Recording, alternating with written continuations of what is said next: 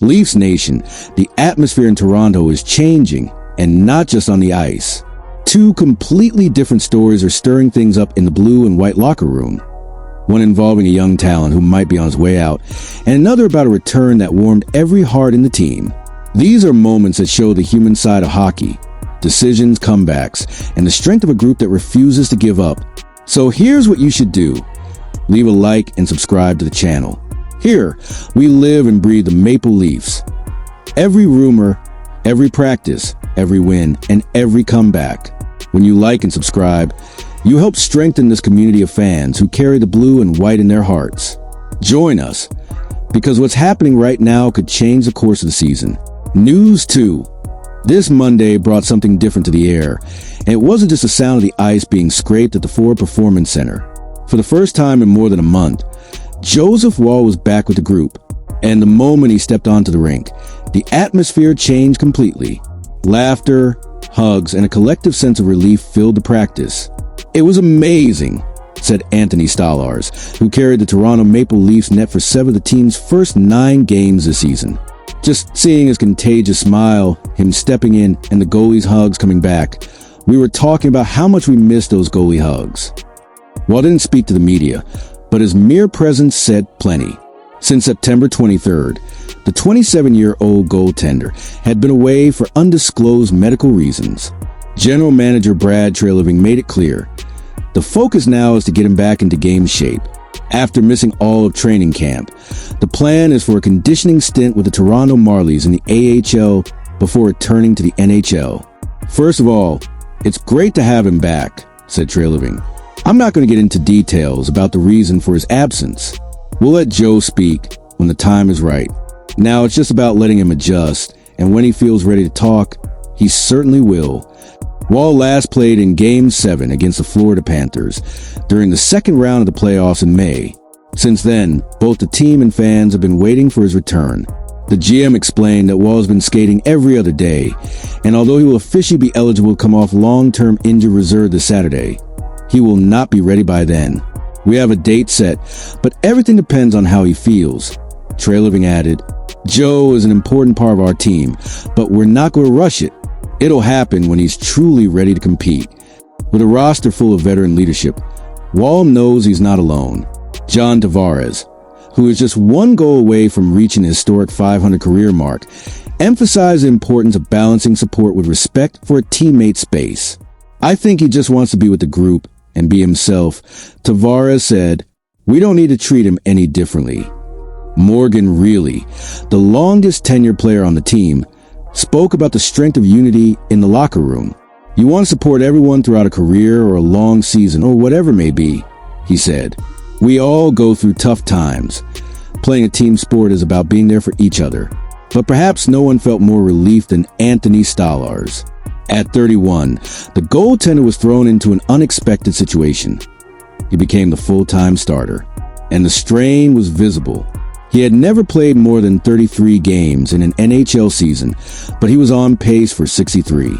With only 2 wins in 7 games and a save percentage of .885, well below his career average of .916, Stolarz has been trying to manage the workload. "I'm not too worried about the numbers," he said. "I just want to keep growing, keep building. I know I have more to give. I'm feeling good out there, but I need to make 1 or 2 more saves each game." Head coach Craig Berube noticed the toll and tried to ease the load. On Saturday, he gave Stolarz a break, called up Dennis Hildeby from the Marlies, and used Caden Primo in the win over the Buffalo Sabres. "It was a shock for him," Berube said. "He was thrown into the situation with Woll out and ended up playing much more than he's used to."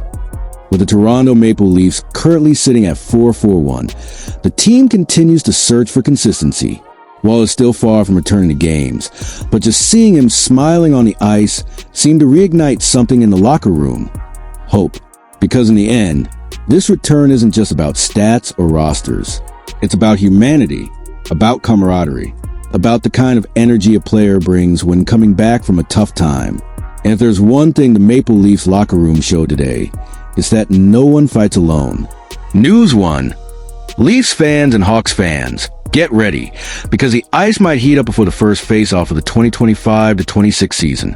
Toronto and Chicago, two cities with deep hockey traditions, seem ready to exchange more than just glances. Two young talents, two different paths, and one common point: the need for a new beginning. On one side, Nick Robertson, the skilled winger who never truly found his place in the Leaf system. On the other, Lukas Reichel, the creative center or winger who still hasn't found balance in the young Blackhawks roster. And now, rumors are pointing to something that could benefit both sides: a straight swap. But what's behind this possible deal? Why do these two promising players seem stuck on their teams? And more importantly, what would this trade really mean for the future of Toronto and Chicago? Today, we're diving deep into the story. The NHL offseason is on fire, and while major headlines focus on superstars and million-dollar contracts, a parallel plot is emerging: that of young talents who need a new environment to blossom. In Toronto, Nick Robertson, 24, has just signed a modest extension. 1 year, $1.825 million. A short, almost symbolic, deal that suggests what many already suspect: the winger's future in Toronto isn't guaranteed. Meanwhile, in Chicago, Lukas Reichel, 23, is entering the final year of his 2-year, $1.2 million contract. The German forward, once seen as a key offensive hope in the Blackhawks rebuild, hasn't yet reached the level the team expected. And with Connor Bedard's meteoric rise, space and patience are running thin. According to Rob Ellis of NHL Trade Rumors, the synergy between both franchises is clear. The Blackhawks can offer Robertson what the Leafs can't: a guaranteed top 6 spot and power play time. Imagine Robertson receiving passes from Bedard. It's a tempting combination. In return, Toronto would get Reichel, a creative, versatile winger who can also play center, something the Leafs desperately need. And it makes sense tactically. Toronto's offense remains a powerhouse, with stars like Austin Matthews, Mitch Marner, and William Nylander. But there's a structural issue: depth and creativity on the secondary lines. Reichel, with his vision and ability to shift between center and wing, would add an extra layer of puck control and transition play, something Coach Craig Berube is trying to implement. He's a puck control player, more focused on creating than finishing, somewhat reminiscent of Nick Suzuki from the Montreal Canadiens, a player who dictates tempo and finds teammates in tight spaces. In an offensive system like Toronto's, where the focus is on opening up the ice and exploiting quick passes, Reichel could be the missing link on the third line. Someone capable of generating plays for a shooter like Matthew Knies or Tyler Bertuzzi. On the other side, Chicago needs a sniper. With Bedard handling the puck and drawing double coverage, the team needs someone who can finish with precision. And that's exactly what Nick Robertson brings. In just 56 games last season, Robertson scored 17 goals and 28 points, despite playing limited minutes, averaging just 12.5 per game. He has one of the highest shot rates per 60 minutes among young players in the league, and that's in a system that rarely gave him power play time. Now imagine, Bedard drives the play, Patrick Hallstrom pulls the defense, and Robertson waits in the left circle, ready for the one-timer. It's the perfect recipe for a young and explosive attack. Robertson is the kind of player who lives to score. He's got a quick release, lethal offensive instincts, and the energy of someone who knows every shift counts. But in Toronto, he never found consistency. Injuries, lack of opportunity, and a system centered on stars left little room for growth. Reichel, on the other hand, is technical, creative, and versatile. His strength lies in neutral zone control, generating controlled entries and passes that dismantle defensive lines. But his challenge in Chicago was the opposite of Robertson's. He lacked confidence and shooting consistency. With more veterans around him in Toronto, he could learn to balance creation and finishing. If this trade actually happens, the impact could be bigger than it seems. Craig Berube is trying to redefine the Leafs' tactical identity. Reichel's arrival would bring youth and adaptability to a roster that too often relies on its stars. With him, Toronto would gain a smarter second to third line, built to carry the puck and reduce turnovers. And more, Reichel still has potential to develop. He's young, disciplined, and could be a midterm project.